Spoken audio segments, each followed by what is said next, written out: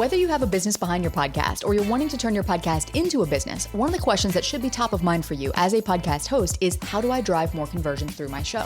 And this is a good question, but it's ultimately not the best question that you could be asking, because often the answer to that question leads to this trap of thinking that conversions happen because of what you say or don't say inside your episodes.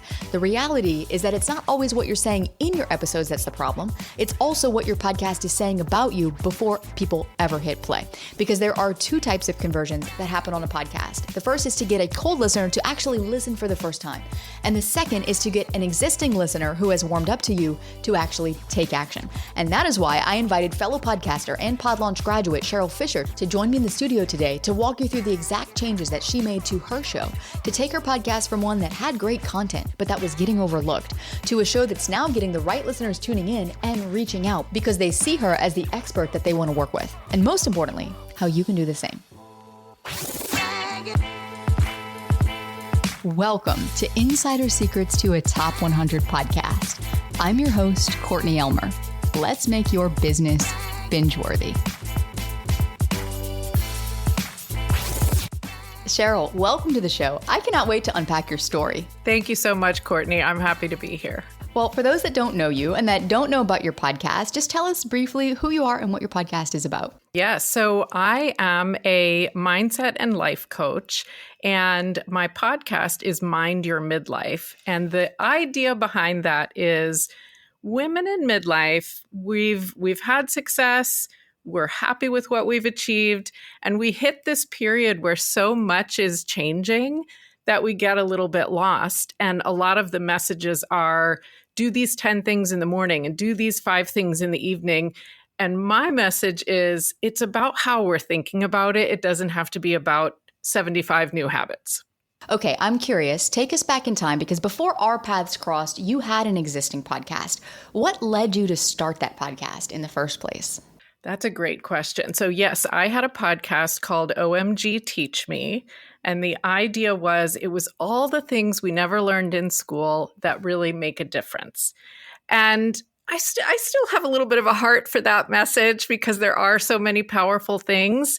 But it was health and wellness, it was mindset, and there were some great episodes. And at the same time, I was starting to notice that people didn't know what it was. Was this for teachers? Was it for students?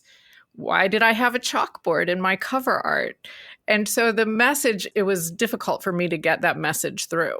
Although the interesting thing is, when I originally came to you, I said, I'm happy to change almost anything. I don't want to change the name. And I remember saying that.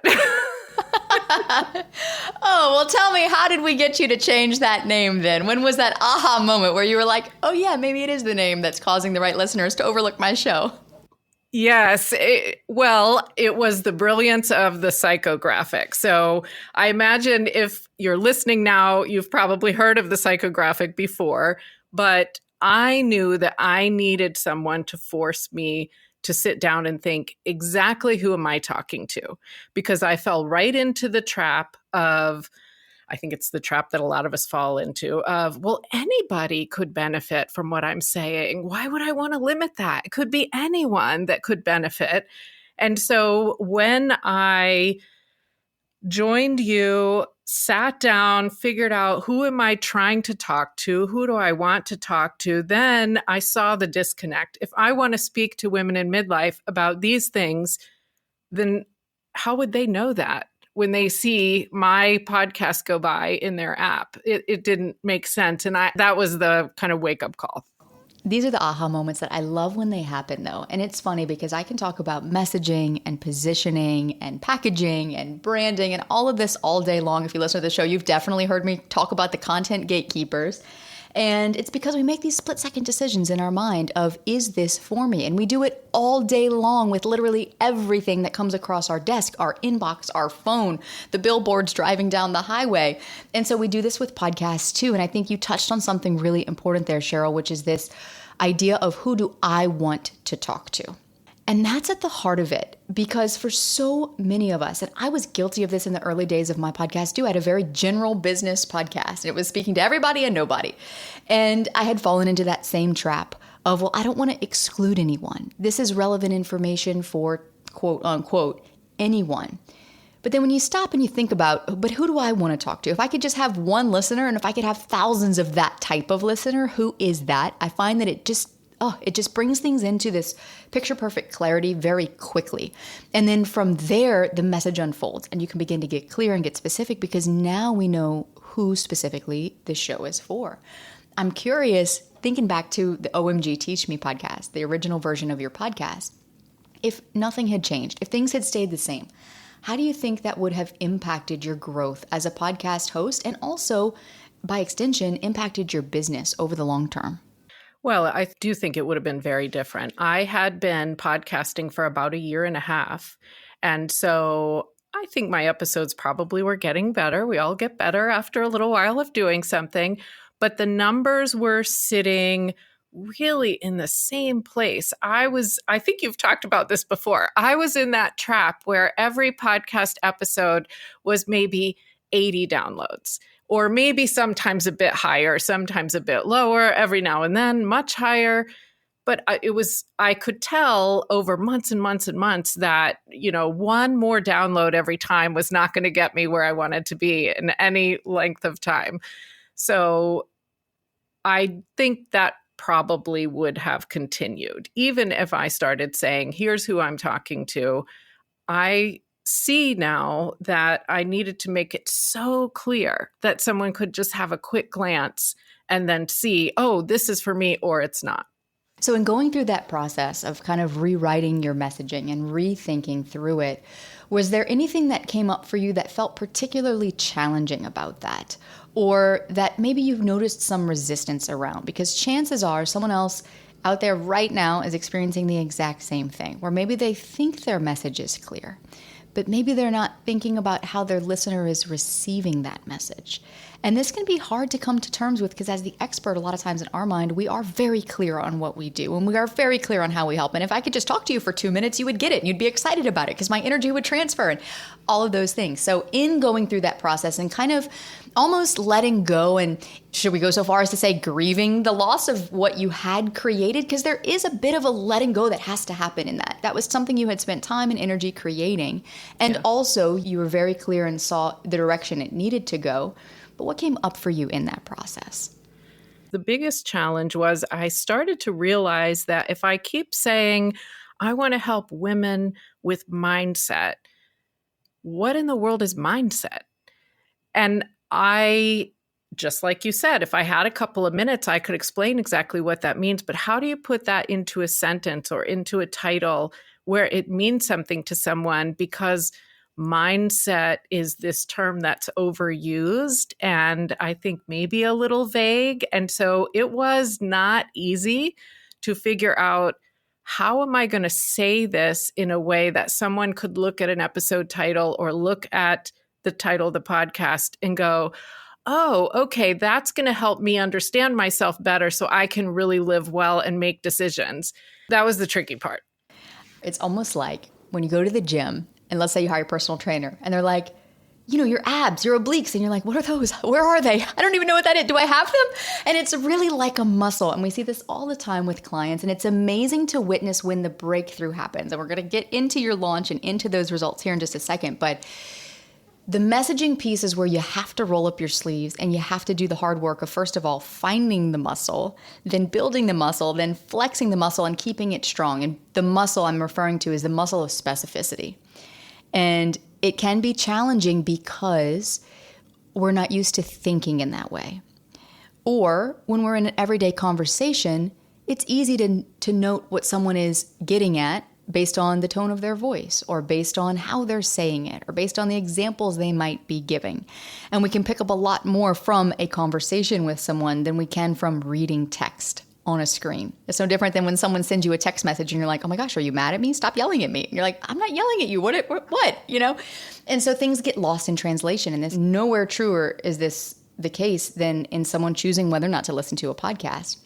So I'm proud of you for doing that hard work because it is the slow down to go fast work. It lays the foundation for everything that's to come. And that's where I want to pivot to and dive in with you next is once you did that work and things started to click, did it become easier to create content around this new message? And how has that new message now made an impact in your podcast as a whole, going through the relaunch process and now being on the other side of that? Oh my goodness, easier in every single way. That's the short answer. The longer answer is now I have in my mind 2 or 3 different types of broad topics that I want to be talking about.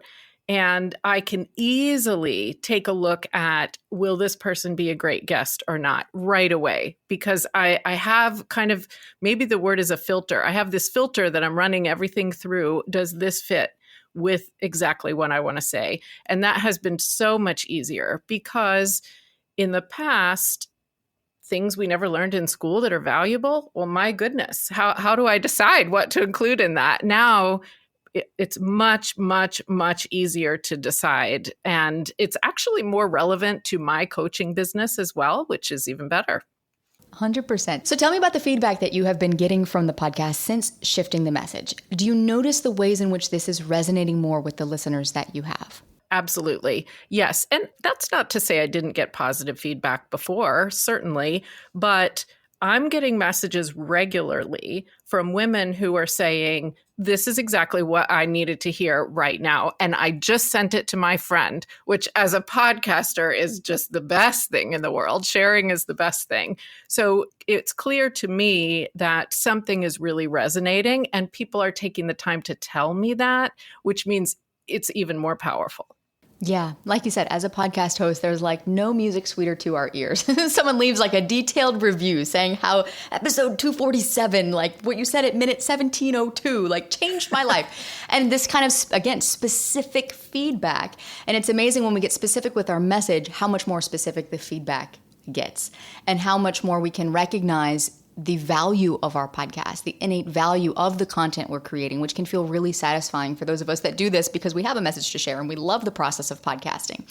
I'm curious too, in terms of the quantitative changes that you've seen with your podcast, take us through your launch and what has changed there in terms of the numbers, your ranking potential, and any other insights or ROI that you're seeing from your podcast now that you've laid this strong foundation and have made these changes. Sure, absolutely. So the launch was in January, or the relaunch, and it was exciting. I had 10 episodes go out on the launch day, and it was a mix of episodes that are solo episodes, some guest interviews, one coaching episode. So quite a few different pieces in there. And the podcast went that weekend up to number 17 in the how-to category in the US, which was amazing and beyond what I had actually hoped for, and then ranked in a couple of other countries as well. And so just having that excitement and being able to share that, it just kind of energized me and everybody associated with this. And then since then, and thank you for helping me through this lesson, it has gone up and down. It has absolutely re-ranked in 4 or 5 countries. And I think that's normal that it goes up and down. But the download numbers, absolutely far greater than they were before. And I can just see the potential that we're really on an upswing, 100%.